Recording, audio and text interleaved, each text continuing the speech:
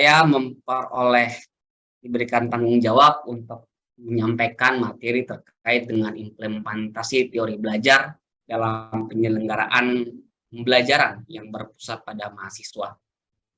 Tentunya berbicara mengenai belajar dan mengajar ini, kalau di alumni untuk yang bidang pendidikan itu sudah sangat paham, sudah sangat ibaratnya sangat sering mendengar mengenai implementasi teori belajar ini. Namun mungkin bagi teman-teman yang di luar, yang non pendidikan, pada prinsipnya masih sekedar mengimplementasikan secara langsung tanpa memahami secara komprehensif bagaimana sebenarnya dan sebaiknya kita mengajar sebagai seorang pendidik yang nantinya dianggap sebagai seorang dosen yang profesional. Sekali lagi, semoga dengan adanya pekerti ini nantinya stigma mengenai ini dosen baru sudah tidak akan ada lagi ya, tapi yang muncul adalah ini baru dosen. Artinya apa? Bahwa profesionalitas kita dalam mengajar, juga kemampuan keilmuan kita dalam pembelajaran di kelas itu paling tidak memperoleh pengakuan secara langsung maupun tidak langsung oleh mahasiswa. Baik, untuk materinya, implementasi teori belajaran pembelajaran ini pada prinsipnya adalah yang pertama, kita perlu memahami dengan komprehensif alasan pentingnya memahami teori belajar. Kenapa demikian? Karena nantinya teori belajar inilah yang akan melahirkan berbagai strategi, berbagai pendekatan, berbagai metode pembelajaran maupun teknik yang akan kita gunakan dalam pembelajaran di kelas. Mau tidak mau, secara teorinya kita harus paham, sehingga nantinya kita dapat memilih materi atau metode atau strategi yang paling tepat sesuai dengan bahan ajar kita nantinya. Alasan yang pertama tentunya dengan memahami teori pembelajaran ini, pertama dapat meningkatkan profesional kita sebagai seorang guru maupun seorang dosen dalam melaksanakan pembelajaran, bukan hanya sekedar mengetahui tingkat kedalaman konsep yang harus diberikan kepada siswa atau mahasiswa kita, tapi juga cara yang harus diberikan. Bagaimana cara menyampaikannya, itu juga yang perlu dipahami dengan baik. Suatu produk meskipun bagus, suatu pembahasan meskipun berdampak positif, tetapi kalau kita sampaikan dengan cara yang kurang tepat, itu juga akan sangat berdampak pada motivasi, pemahaman daripada peserta didik kita. Sebagai contoh, teman-teman ya, saya yakin dan percaya kalau saya orang matematika, biasanya ketika SMP atau SMA, bahkan di perguruan tinggi sekalipun, pas jam mata kuliah bahasa Inggris, ya sudahlah, sekedar mengikuti, sekedar memenuhi tanggung jawab saya. Begitu pula saya yakin dan percaya ketika orang matematika, ketika orang bahasa misalkan atau non matematik mempelajari matematika, itu juga sebalik sama seperti yang saya rasakan. Yang lebih pusing lagi ketika non bahasa, dalam hal ini bahasa asing dan non matematik, itu pusing keduanya biasanya. Pas jam matematika pusing, pas jam bahasa Inggris jauh lebih pusing. Nah, ini sebenarnya tidak serta-merta karena alasan materi atau konsep yang diberikan. Tapi pada dasarnya adalah bagaimana itu juga bergantung kepada cara atau metode pembelajaran yang digunakan oleh pendidik. Dalam hal ini baik itu di guru maupun sebagai seorang dosen. Ini yang perlu kita pahami teman-teman. Kenapa dalam penyelenggaraan pekerti itu mau nggak mau ada ilmu pedagogik yang harus digunakan, yang harus dipelajari dan harus dikuasai serta diimplementasi oleh seluruh tenaga pendidik nantinya. Dalam alasan lain juga kita pahami bahwa pentingnya memahami kondisi psikologi daripada mahasiswa kita nanti. Itu akan membantu kita dalam melakukan metode pembelajaran kita ataupun bahan ajar kita, bagaimana level tingkat pemahaman mahasiswa itu sangat penting kita kuasai. Makanya inilah ada beberapa alasan kenapa kita perlu dan sangat penting memahami yang namanya teori pembelajaran.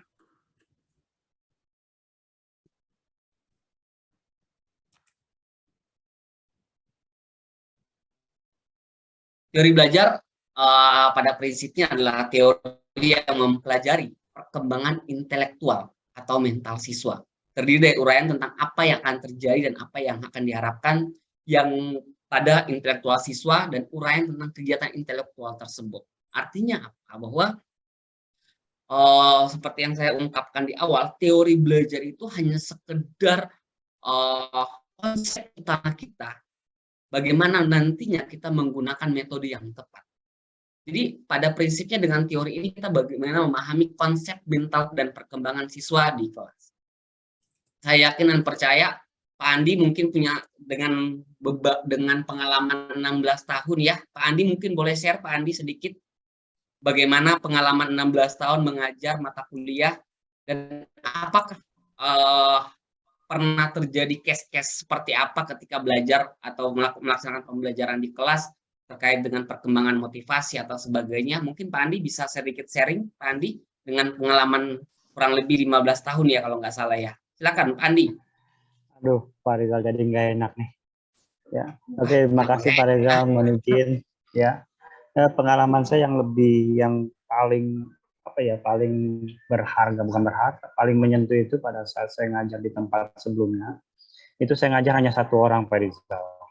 Wow. Satu orang, dan mahasiswanya itu orang Papua, ya, di mana dia bicara juga masih terbata-bata, Pak Rizal, untuk bahasa Indonesia. Tapi dia ngerti gitu loh apa yang kita bicarakan. Nah, sementara di daerahnya itu dia peringkat 3 di sekolahnya, Pak. Bukan di kelas, tapi di sekolahnya. Nah, bisa kita bayangkan peringkat 3 di sekolahnya, begitu datang di kota kecil di pinggiran Jakarta, Bekasi itu, dia dengan cara bicaranya itu yang belum mahir, ya, dengan tingkat kemampuan. Artinya kan di Papua itu tingkat pendidikannya sangat lemah, Pak Rizal. Ya, dan saya pada saat itu memang kesulitan untuk bagaimana saya mengutarakan atau menyampaikan materi-materi yang saya berikan. Itu. Nah, caranya saya adalah saya ngajak dia ngobrol, Pak Rizal.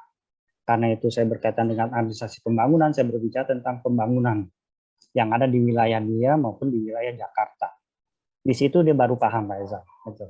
Dan alhamdulillah memang begitu dia selesai dan pulang jadi pegawai itu, jadi anggota DPR, Pak Rizal. Ya, Wah, ya luar seperti itu biasa. sih belajar. Jadi kita memang mesti akan melihat dulu kondisi mahasiswa seperti apa dan konsep yang tepat seperti apa, sama tadi yang Pak Rizal bicarakan itu sangat-sangat benar.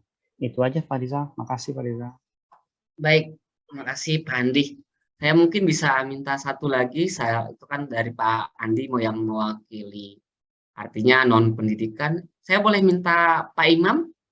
Pak Imam dengan pengalaman mengajar sekian tahun dan memang dari latar belakang pendidikan, kira-kira bisa sedikit sharing Pak Imam bagaimana pengalaman mengajar dengan mengimplementasi berbagai metode tentunya.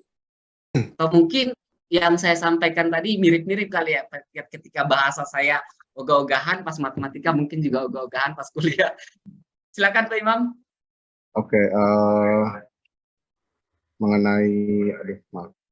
Jadi kalau kita bicara tentang ini ya apa namanya pengalaman mengajar, tentunya kita harus melihat karakteristik dari peserta didik kita. Kita harus aware bahwa peserta didik ini memiliki karakteristik yang berbeda dan kita harus mengikutinya.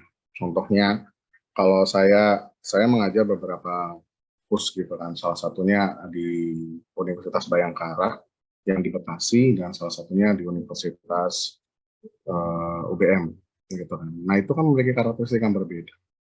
Kita bisa mempersiapkan diri dengan melihat karakteristik dari mahasiswa tersebut. Contohnya, kalau anak-anak Bekasi itu bagaimana penyampaian.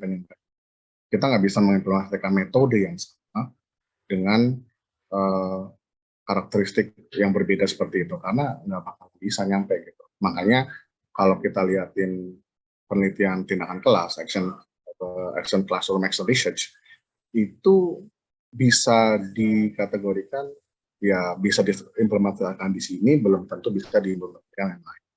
Jadinya metode-metode yang tepat itu kalau saya lihat, kalau yang saya pengalaman saya harus melihat karakteristik. Nah, bagaimana dengan karakteristik dari mahasiswa kita sebagai MNC gitu. Nah, itu pun berbeda setiap angkatan. Itu yang kita sesuaikan berdasarkan karakteristik itu. Itu sih Pak Rizal, terima kasih. Baik, terima kasih Pak Imam, Pak Andi. Jadi kalau dari dua sharing tadi kita bisa tarik benang merahnya ya, bahwa tentunya dalam proses pembelajaran di kelas ya, selain memperhatikan bagaimana materi, konsep materinya, hal yang lain yang perlu diperhatikan bagaimana kondisi karakteristik siswa kita, keadaan psikologi dia gitu ya. Tentunya itu akan sangat membantu. Dan kalau dari apa yang disampaikan Pak Andi tadi ya, ibaratnya saya boleh menyampaikan bahwa kadang teman-teman sudah melaksanakan, namun meskipun tidak mempelajari teorinya secara langsung, tetapi implementasinya itu berdasarkan perkembangan ataupun kondisi yang terjadi pada saat itu. Dan itu yang memang dilakukan oleh Pak Andi, dan itu memang menjadi salah satu rekomendasi daripada teori pembelajaran di mana memperhatikan kondisi psikologinya, kondisi sosial daripada mahasiswa ataupun peserta didik kita. Yes, terima kasih Pak Imam, Pak Andi. Kita lanjut ya. Kalau kita lihat dengan diagram ini, kita lihat bersama ya teman-teman, ada perbedaan paradigma ya. Ada perbedaan paradigma dari proses pembelajaran. Kalau dulu orang sering juga sebut sekadar belajar, sekarang disebut sebagai proses pembelajaran karena bentuk interaksinya akan ada di sana sebenarnya. Nah, kalau kita lihat dari sisi mengajar sendiri, kalau pandangan lama itu lebih mengarah kepada transfer pengetahuan. Mahasiswa itu hanya sebagai peserta didik yang wajib diberikan materi, diberikan pengetahuan terkait dengan bidang ilmunya. Namun, itu sudah terjadi pergeseran makna dan implementasinya saat ini. Dalam pandangan baru itu sudah lebih diarahkan kepada bagaimana proses mengajar di kelas itu kita berupaya untuk memfasilitasi siswa dalam membentuk pengetahuan yang mereka miliki. Artinya apa? Peran kita sudah bergeser dari sekedar transfer knowledge kepada fasilitator dalam proses pembelajaran. Sehingga kalau mau dibilang pada saat dengan paradigma baru ini, proses yang terjadi di kelas itu peranannya sudah harus ada pada mahasiswa. Bukan lagi kepada kita yang ngoceh kurang lebih misalkan 2 jam, 1 jam setengah kita ngoceh, bahkan ada kadang yang masih full ngoceh dari awal pertemuan sampai akhir. Nah, semoga ini mulai kita rubah dengan berbagai cara ya, karena ini bukan hanya sekedar untuk memfasilitasi mahasiswa kita membentuk knowledge mereka, tetapi juga ini adalah perintah yang diamanatkan oleh undang-undang. Nanti kita akan lihat dalam slide berikut. Dari sisi mahasiswa pun belajar itu sudah tidak hanya sekedar menerima pengetahuan, tetapi bagaimana mereka mampu mengkonstruk pengetahuan mereka berdasarkan pengalaman belajar yang mereka miliki. Sehingga peran pendidik itu berada pada sebagai fasilitator, dan siswa dalam hal ini sebagai subjek belajarnya justru berada sebagai subjek pembelajaran yang berupaya untuk mengkonstruk pemikiran mereka sendiri. Disinilah akan lahir yang namanya high order thinking skill, di mana mereka berupaya menggunakan berbagai kemampuan yang mereka miliki.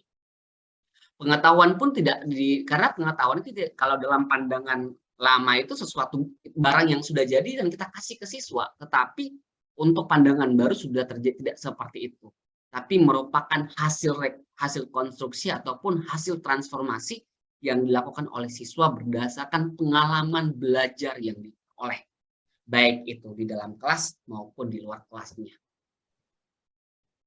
Kalau ada pertanyaan bisa langsung, mungkin biar kita bisa lebih sharing, nggak apa-apa, atau mau nunggu akhir juga. Kita masuk sedikit mengenai teori belajar. Tentunya banyak ya teori belajar yang disampaikan oleh berbagai ahli, namun saya coba persingkat saja karena fokus saya adalah bagaimana menerapkan metode pembelajaran yang bermaksud kepada mahasiswa. Namun saya akan sedikit menyinggung mengenai teori belajar sedikit. Pertama adalah teori belajar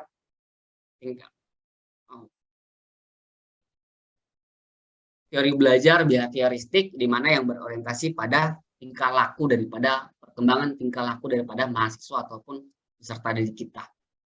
Dalam pandangan ini sebenarnya pembelajaran itu merupakan hasil daripada stimulus dan respon. Ini berbagai tokoh ahli yang menyampaikan atau merupakan memberikan pandangan mereka terkait dengan teori belajar behavior ini. Ada Thorndike, Skinner, Ausubel, dan sebagainya, bahkan ada Bandura juga, yang nantinya mereka semua ini berorientasi kepada teori stimulus dan respon, di mana ketika diberikan stimulus oleh pendidik, maka akan muncul respon yang baik tergantung daripada stimulus yang diberikan. Perubahan tingkah laku tersebut tidak akan terjadi begitu saja. Saya akan bahas salah satu teori yang teori belajar yang berorientasi pada behavior ini, yaitu dari teorinya Thorndike, di mana dikenal dengan hukum belajar yang disebut sebagai law of effect, disebut juga konektivitas, di mana di sini dikatakan bahwa belajar akan lebih berhasil bila respon murid terhadap stimulus segera diikuti dengan rasa senang dan kepuasan. Rasa senang atau kepuasan ini timbul akibat siswa mendapat pujian ataupun ganjaran lainnya. Namun, meskipun di sini kita lihat bahwa stimulus dan respon itu sangat berperan penting, peran guru dalam memberikan stimulus itu sangat berpengaruh terhadap bagaimana motivasi siswa, bagaimana rasa senang dia dalam belajar. Nah, dengan perlakuan atau stimulus tertentu, namun saya perlu menggarisbawahi di sini. Ada efek domino yang biasanya muncul daripada teori Thorndike ini. Ketika seseorang, kalau di level perguruan, level mahasiswa mungkin sebenarnya sudah tidak terlalu berefek sebenarnya. Dia akan sangat berefek itu ketika berada pada level SD atau SMP, di mana siswa ketika sering diberi pujian misalkan, maka mereka akan berorientasi kepada, wah saya akan belajar, saya akan berupaya semaksimal mungkin karena pujian. Nah ini juga perlu kita pertimbangkan, meskipun itu berpengaruh terhadap tingkat kemampuan dan pemahaman yang dimiliki siswa dalam pembelajaran. Itu yang perlu kita garis bawahi, sehingga pujian yang kita berikan ataupun penghargaan yang kita berikan dalam pembelajaran tidak, ibaratnya tidak tidak seringlah kita berikan pada momen-momen tertentu yang memang kita membutuhkan, diperlukan memberikan stimulus tersebut, maka silakan diberikan. Di sini dikatakan lebih lanjut, Thorndike juga mengatakan bahwa seorang anak yang mempunyai kecenderungan untuk melakukan kegiatan dan tindakannya benar akan melahirkan kepuasan bagi dirinya. Artinya apa? Mungkin kita pernah mengalami hal ini ketika kita berada sebagai seorang mahasiswa ataupun sebagai seorang siswa dulunya, bahwa ketika kita mampu melakukan sesuatu dengan sangat baik dan mencapai hasil yang maksimal, maka akan muncul kepuasan.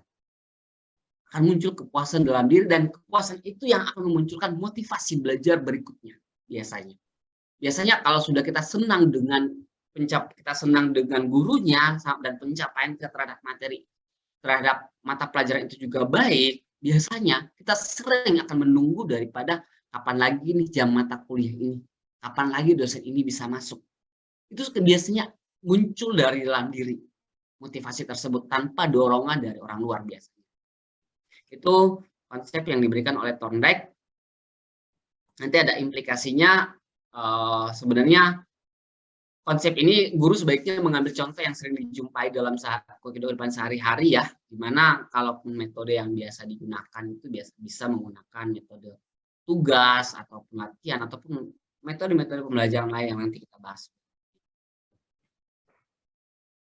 Yang berikut, selain teori behavior, ada juga teori belajar kognitif yang berorientasi pada perkembangan kognitif siswa. Di sini juga dikemukakan oleh berbagai ahli, Piaget, Brunner, Gestalt, dan sebagainya.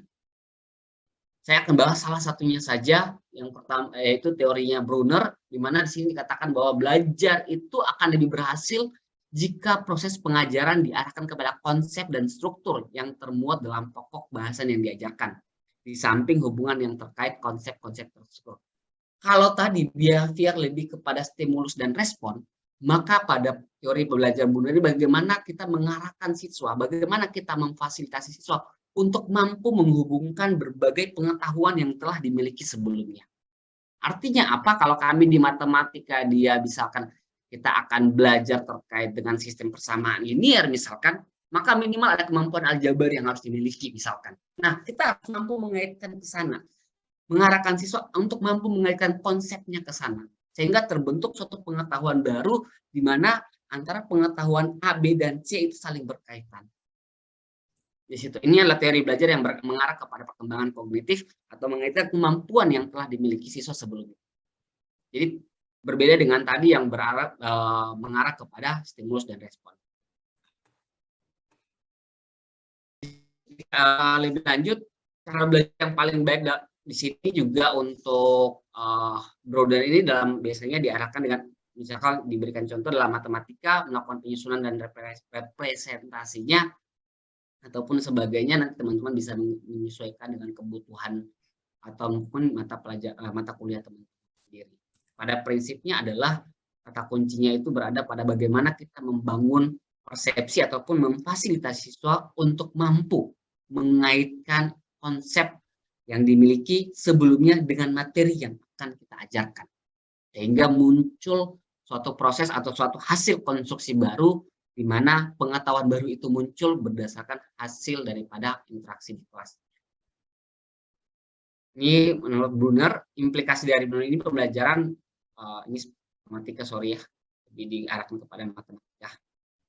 Jadi siswa dituntut untuk menemukan sendiri, bukan menemukan sekali, menemukan sendiri lagi, bukan menemukan langsung sesuatu yang baru. Artinya apa? Siswa itu mengaitkan dengan materinya, dengan materi atau pengetahuan dia sebelumnya. Yang berikut adalah teori belajar konstruktivisme, di mana teori ini sebenarnya berkembang paling akhir ya. Dia merupakan, kalau saya tidak salah ingat, itu merupakan hasil daripada pergabungan antara kognitif dan behavior, melahirkan yang namanya teori konstruktivisme. Ini dikemukakan didasarkan pada perkembangan Piaget, walaupun Piaget awalnya lebih mengarah kepada teori belajar yang bersifat kognitif. Di sini dia lebih mengarah kepada menggabungkan pengalaman yang dimiliki dan dikaitkan dengan materi yang pengalaman yang dimiliki oleh siswa dan pengetahuan yang ada sebelumnya. Jadi menggabungkan kedua hal tersebut. Nah, dari dasar konstruktivisme inilah nantinya melahirkan teori-teori metode pembelajaran yang berpusat pada mahasiswa yang perlu kita implementasikan dalam proses perkuliahan di kelas sebagaimana yang terbuat dalam Permendikbud-Ristek nomor 3 tahun 2020. Inilah dasar utama daripada metode pembelajaran atau student center learning, pembelajaran yang berpusat pada mahasiswa. Ini saya lewati aja, nanti saya akan share mengenai konstruktivisme ini. Saya akan langsung kepada pembelajaran yang berpusat kepada mahasiswa, yang tadi saya sampaikan bahwa merupakan gabungan daripada behavior dan kognitif, yang nantinya ini menjadi dasar utama sebagai pijakan kita dalam mengembangkan metode pembelajaran yang berpusat kepada mahasiswa atau student center learning.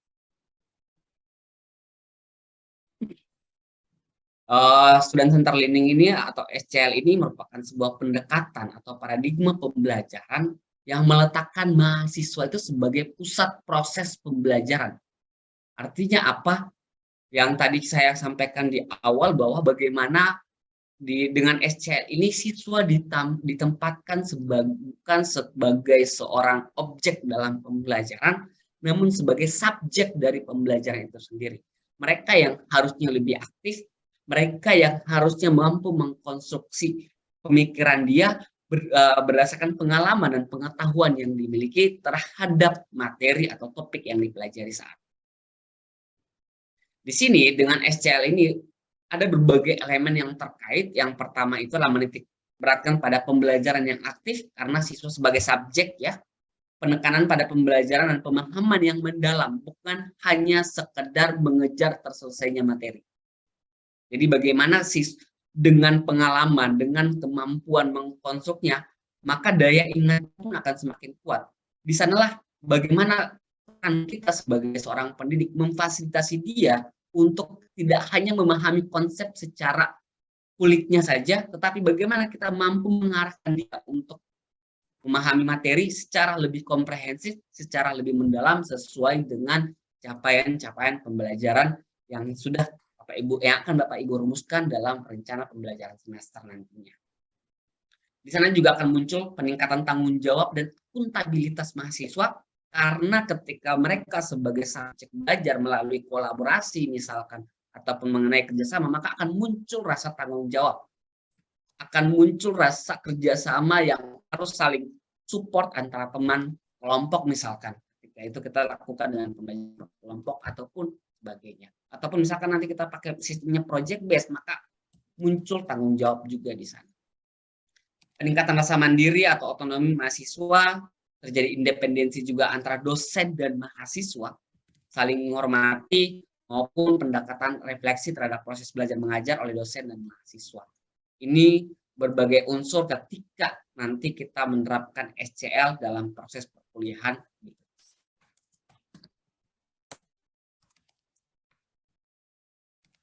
Ada 5 prinsip SCL yang saya kutip dari Weimer.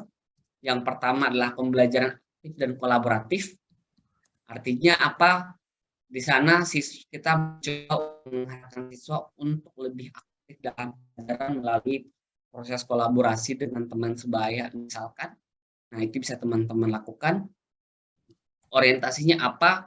Ada bisa kita arahkan, kita ukur kemampuan sikapnya dengan pembelajaran kolaboratif tersebut, sikap tanggung jawabnya, sikap kerjasamanya, sikap kemandiriannya, itu bisa terlihat juga ketika pembelajaran yang dilakukan secara kolaboratif.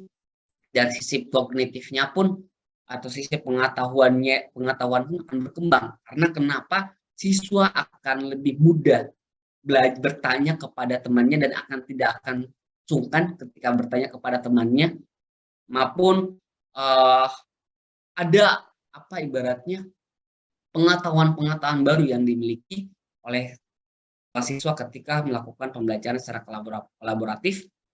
Tentunya dengan kondisi seperti itu, mau tidak mau dosen yang akan berperan sebagai seorang fasilitator, menumbuhkan pemikiran kritis, karena di sanalah ketika kerjasama muncul, ketika kolaborasi itu muncul, dalam kita dosen ataupun pendidik dalam hal ini memberikan suatu problem, suatu masalah yang relevan dengan materi.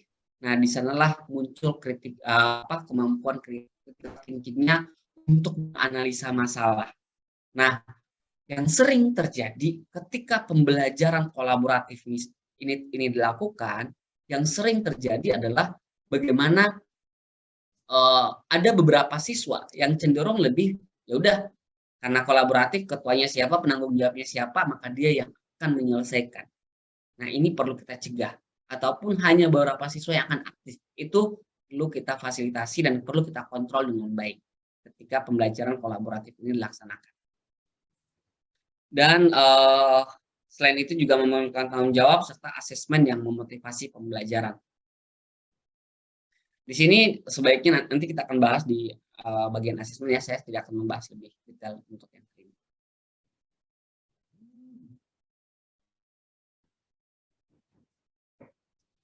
SCL itu berkembang berdasarkan teori pembelajaran konstruktivisme tadi saya sampaikan, yang menekankan bahwa pembelajaran wajib mengkonstruk pengetahuannya agar dapat belajar secara efektif. Artinya apa? Bahwa teman-teman di sini ketika kita nantinya akan menerapkan SCL dalam pembelajaran dan wajib ya, karena ini bukan hanya sekedar teori belajar, tapi juga sudah termaktub secara jelas dalam Permendikbud kita. Sebaiknya teman-teman di sini dalam proses pembelajaran itu materi setelah share RTS misalkan topik apa yang akan kita bahas, ini akan sangat baik ketika kita memberikan tugas awal terlebih dahulu. Tugas awal itu tidak serta-merta harus tugas tertulis yang harus diselesaikan untuk materi yang akan kita pelajari di minggu ini. Tetapi bisa berupa bahan bacaan, bisa berupa artikel, yang mana itu akan menjadi pengetahuan awal yang dimiliki oleh siswa. Karena akan sangat sulit ketika kita menerapkan SCL, tapi pemikiran atau pengetahuan siswa benar-benar kosong terhadap materi yang akan kita pelajari saat ini. Sehingga ada baiknya teman-teman itu bisa memberikan pengetahuan, memberikan tugas awal kepada mahasiswa kita agar mampu memahami terlebih dahulu, memperoleh pengetahuan baru terhadap apa yang akan kita pelajari di minggu ini misalkan. Di 1 minggu sebelumnya atau 2-3 hari sebelumnya silakan dibagi. Meskipun itu hanya bahan bacaan ataupun artikel dan sebagainya, itu akan membawa mereka memperoleh pengetahuan minimal sebagai kemampuan awal mereka. Nah, nantinya dengan proses belajar di kelas pengetahuan baru tadi akan bertambah seiring dengan proses interaksi yang terbangun dalam pembelajaran di kelas, yang nantinya pengetahuan setelah di akhir pembelajaran, pengetahuan yang dimiliki itu tidak hanya sebatas kuliknya saja. Dan ini peran kita sebagai fasilitator akan sangat-sangat urgent dalam hal ini dan sangat berperan penting ketika kita mampu melakukan itu. Itu teman-teman mungkin sekedar pengantar ya dari SCL ini.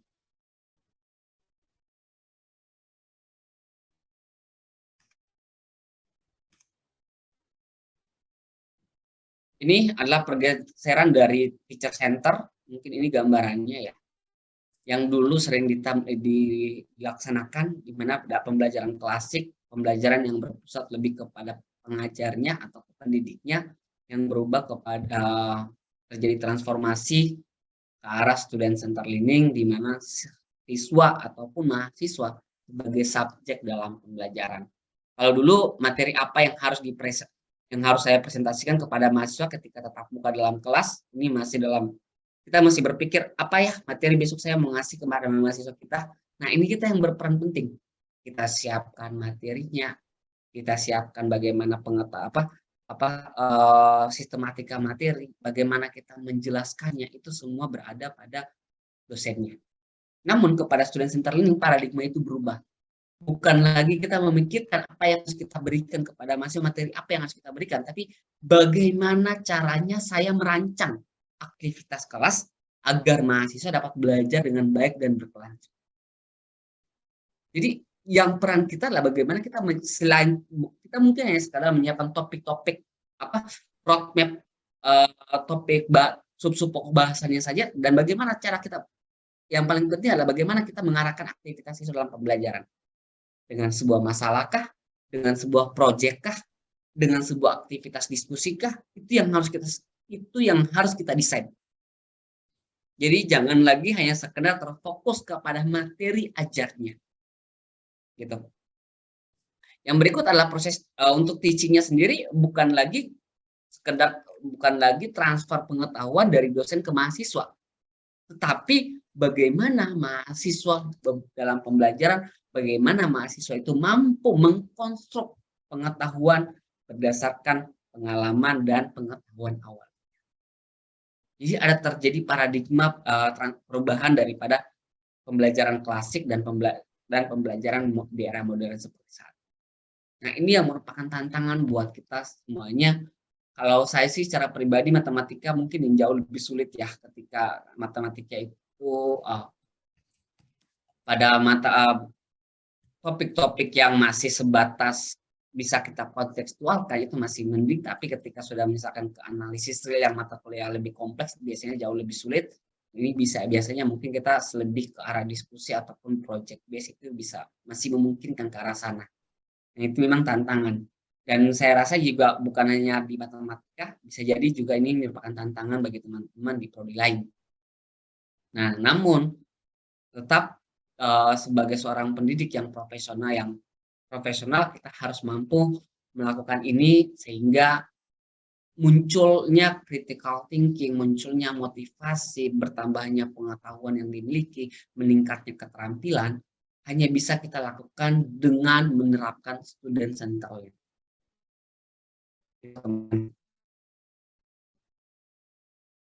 Ya, sebagaimana yang bahwa ini secara Permendikbud nomor 3 tahun 2020 mengenai karakteristik pembelajaran.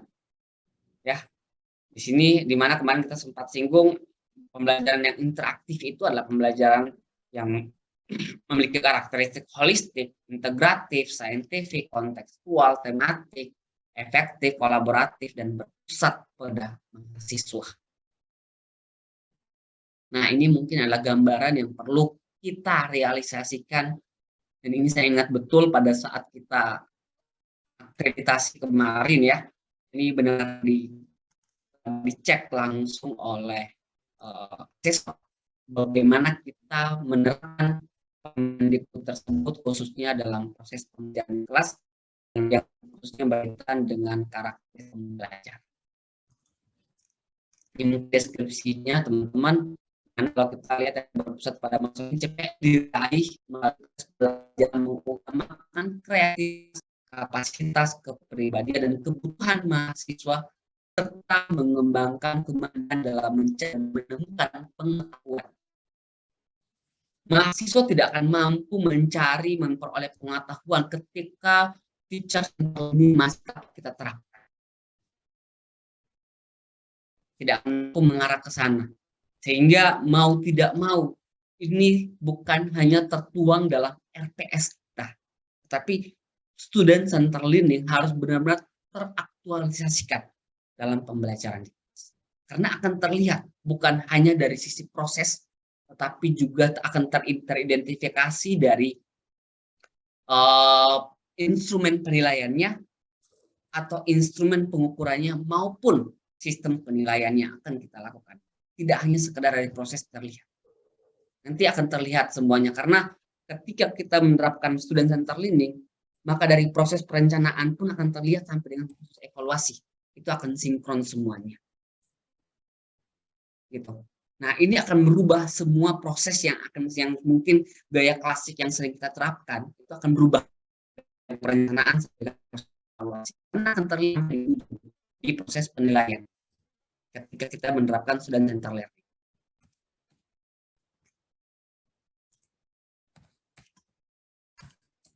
Ya, ini mungkin gambaran saya cuma mencoba memetakan seperti proses pembelajaran itu kan dia berbicara mengenai metode pembelajaran yang harus kita terapkan.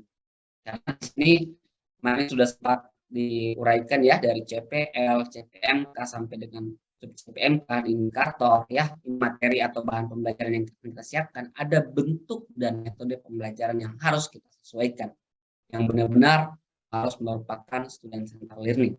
Terlihat jelas bahwa pembelajaran itu harus dapat dipilih untuk pelaksanaan pembelajaran mata kuliah, di mana nantinya setiap mata kuliah dapat menggunakan satu atau gabungan daripada beberapa metode pembelajaran dan diduadai dalam satu bentuk pembelajaran.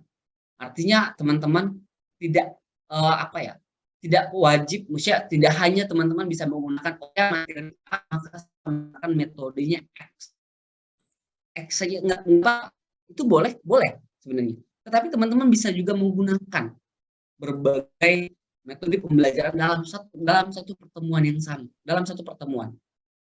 Nah, ini biasanya ini juga kadang di RPS kita laksanakan dengan satu metode saja biasanya, namun ketika di kelas itu dia akan terjadi perubahan langsung, biasanya juga terjadi seperti itu. Tergantung bagaimana interaksi yang terbangun. Bagaimana dalam kelas pada saat itu. Misalkan ketika menerapkan metode A, kita melihat perkembangan siswa tidak terlalu termotivasi, siswa tidak aktif, kita boleh merubah. Ataupun kita mau desain di awal 2 atau 3 metode langsung, monggo. Nah, biasanya saya secara pribadi menerapkan hal yang seperti itu, bergantung kepada perkembangan pembelajaran yang terjadi.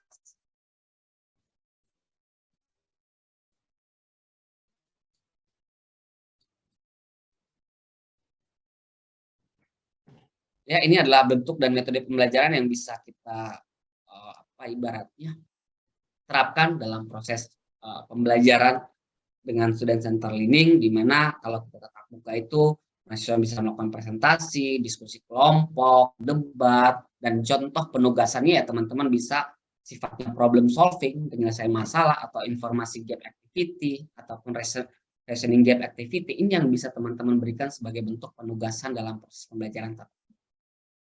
Atau misalkan ketika dilakukan tugas terstruktur, maka teman-teman bisa kasih dengan dilaksanakan dengan pembelajaran berbasis proyek ataupun kolaboratif ataupun studi pembelajaran yang sifatnya case study, nanti penugasannya bisa membuat proyek, bisa mendiskusikan kasus-kasus tertentu yang dikerjakan secara kolaborasi. Dalam pembelajaran mandiri, teman-teman bisa menggunakan literatur review, summarizing, ataupun minutes paper. Sementara contoh penugasannya adalah bersifat misalkan membuat portofolio aktivitas mandiri mereka. Apa yang mereka lakukan. Misalkan kalau literatur review, apa yang direview, apa aja artikel atau apa aja artikel yang direview oleh mahasiswa dalam pembelajaran mandiri. Nah, ini bisa kita lakukan, teman-teman. Jadi, pembelajaran tatap muka, tugas terstruktur, tugas mandiri benar-benar merangsang memberikan kesempatan kepada mahasiswa untuk berkembang dan lebih aktif dalam kegiatan pembelajaran. Begitu pula praktikum. Ini teman-teman yang bisa teman-teman terapkan atau teman-teman improve sesuai dengan kebutuhan teman-teman masing-masing ketika kuliahan dilaksanakan. Ini secara jelas ya, student center learning itu juga akan menjadi bagian daripada dalam program MBKM ini, ya.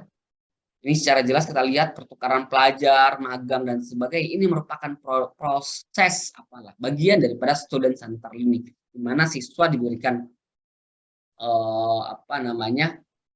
kebebasan untuk mengikuti program MBKM, misalkan magang ataupun pertukaran pelajar ataupun misalkan asistensi mengajar. Inilah ibaratnya pembelajaran-pembelajaran yang lebih berpusat pada bagian daripada program MBKM yang merupakan SCL atau Student Center Learning. Karena pada program-program ini tentunya mahasiswa terlibat langsung aktif dalam berbagai kegiatan yang akan diikuti.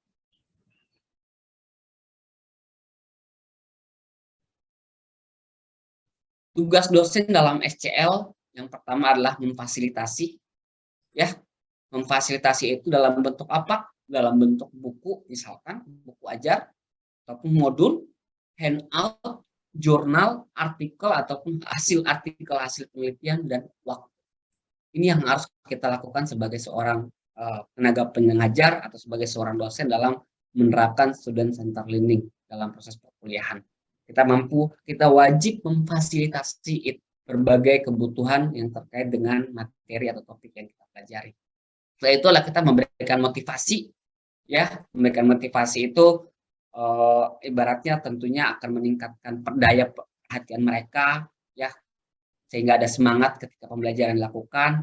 Kita juga, peran dosen juga bisa memberikan bentuknya tutorial ketika misalkan kita project base, ya, silakan memberikan tutorial yang dianggap perlu kepada mahasiswa dan memberi umpan balik kepada mahasiswa kita. Agar kenapa? Umpan balik itu penting sehingga mahasiswa pun tahu di mana letak kekurangan dari apa yang sudah dia lakukan. Inilah tugas dosen dalam proses pembelajaran dengan menerapkan SCL atau Student Center. Ini teman-teman beberapa rangkuman yang bisa,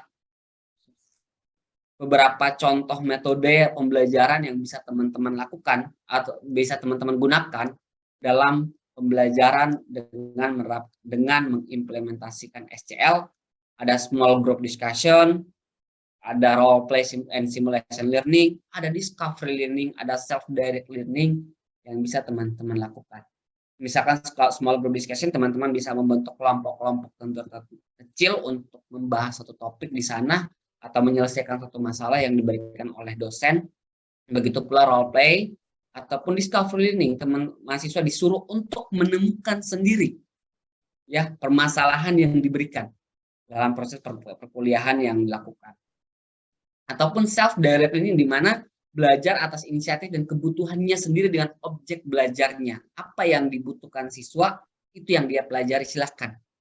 Makanya kalau saya lihat di program MBKM itu, mahasiswa diberikan kebebasan untuk memilih di sana apa yang menjadi kebutuhan dia dalam proses pembelajaran di kelas, dalam proses pembelajaran. Selain itu ada metode lain juga yang bisa digunakan, ada kooperatif, ada kolaboratif, contextual learning, project-based learning, ataupun case-based learning. Ini adalah berbagai metode-metode pembelajaran yang bisa digunakan atau bisa diterapkan dalam proses perkuliahan. Yang mana ini memang direkomendasikan sekali dalam pembelajaran yang berpusat kepada mahasiswa. Kita mengharapkan bahwa ketika ini kita terapkan dengan peran kita sebagai seorang fasilitator, memberikan motivasi, menyiapkan berbagai fasilitas dan kebutuhan yang diperlukan mahasiswa dalam perkuliahan, maka critical thinking mereka bisa terbentuk di sana, bisa berkembang di sana.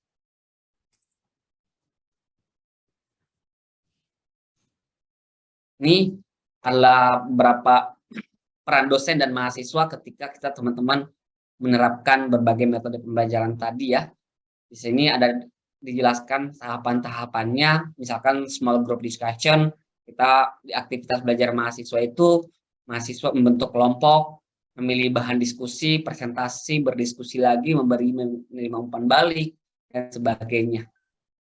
Di sini kemampuan yang diharapkan daripada mahasiswa itu ya, ada kerjasama terlepas dari hanya sekedar pengetahuan yang dimiliki, ada komunikasi yang bisa kita ukur, bagaimana skill presentasinya, bagaimana cara dia dalam menyampaikan pendapat. Kita juga bisa melihat sejauh mana leadership-nya terbangun dalam proses diskusi tersebut. Kepercayaan diri, critical thinking, tanggung jawab, itu bisa kita nilai semua. Nah, di aktivitas yang perlu dosen lakukan dalam kegiatan small group discussion apa? Membuat rancangan bahan diskusi, membuat aturan diskusinya seperti apa, bahkan kita bisa berperan sebagai moderator dalam proses diskusi tersebut. Selain itu juga memberikan umpan balik dan melakukan diakhiri dengan kegiatan evaluasi. Di mana kegiatan evaluasi ini kita bisa melihat mulai dari proses awal pembelajaran dilakukan sampai dengan akhir pembelajaran, kita bisa melihat secara komprehensif di mana letak kelebihan dan kekurangan dari setiap kelompok ataupun setiap mahasiswa. Yang tentunya ini dapat dilakukan dengan baik ketika di waktu yang sama kita menggunakan instrumen penilaian yang sesuai dengan metode pembelajaran yang kita lakukan saat itu, sehingga hasilnya akan jauh lebih objektif. Apa yang dilakukan oleh siswa dalam kelas benar-benar terukur, sehingga hasilnya pun bisa kita presentasikan dengan sangat baik. Itu teman-teman, ini juga dari role play simulation, ada aktivitas mahasiswanya seperti apa kemampuan mahasiswa yang bisa kemampuan yang bisa diperoleh mahasiswa dengan menggunakan pembelajaran role play and simulation learning misalkan, dan bagaimana aktivitas dosen dalam pelaksanaan pembelajaran atau perkuliahan di kelas. Ini juga sudah sengaja saya rangkum, semoga bisa menjadi bahan rujukan buat teman-teman ketika pembelajaran di kelas. Ini saya rangkum juga dari 9 tadi ya. Nah, ini saya coba lihat dari sisi blended learning ya, karena mau nggak mau dalam perkuliahan kita saat ini kita nggak tahu apakah full dalam rancangan kita adalah tatap muka, tetapi ada juga pembelajaran yang online, namun kita bisa menggabungkan kedua pembelajaran itu dalam satu waktu. Ini mungkin adalah situasi dan kondisi yang bisa kita terapkan dengan menerapkan blended learning, dengan metodenya adalah flipped rotation model, di mana ini saya buat dalam desain seperti ini. Di awal pembelajaran atau di awal sebelum perkuliahan, mahasiswa itu mempersiapkan diri untuk berpartisipasi dalam kelas. Jadi ketika kita menerapkan blended learning, mahasiswa tidak bisa hanya sekedar masuk tanpa ada bahan, tanpa ada pengetahuan awal yang dimiliki. Nah, oleh karena itu, apa yang harus kita lakukan? Minimal kita bisa memberikan tugas mandiri, misalkan dengan mereka mereview dulu jurnal atau membaca artikel-artikel yang relevan yang telah kita siapkan. Ya, misalkan kita bisa menyiapkan link-linknya, silakan download, silakan dibaca, mereka membuat rangkumannya atau seperti apa, sehingga ada pengetahuan awal yang mereka miliki. Setelah itu, dalam proses di kelas, mahasiswa mempraktikkan konsep utama dan dengan feedback, di mana kolaborasi terbentuk di sana. Mahasiswa melakukan diskusi-diskusi, dan di luar kelas mereka juga berkolaborasi, sehingga nantinya pada akhir kegiatan pembelajaran mahasiswa memeriksa pemahamannya dan memperluas pengetahuan dalam proses pembelajaran. Ini yang bisa kita desain misalkan ketika pembelajaran secara virtual, secara blended learning kita jalankan.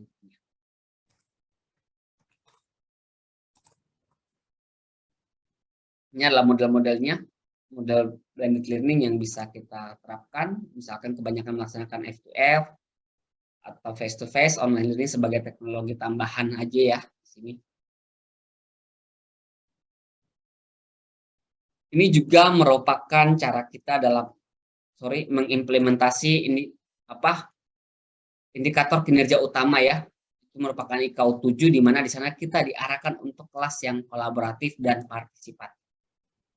Nah, ini teman-teman bisa mengikuti di arah sini untuk proses atau penentuan metode dan pembelajaran. Akhir kata, saya mau menyampaikan bahwa hidup ini adalah pilihan teman-teman, mau jadi dosen yang profesional atau tidak jadi dosen sama sekali. Mungkin itu yang bisa saya sampaikan. Assalamualaikum warahmatullahi wabarakatuh.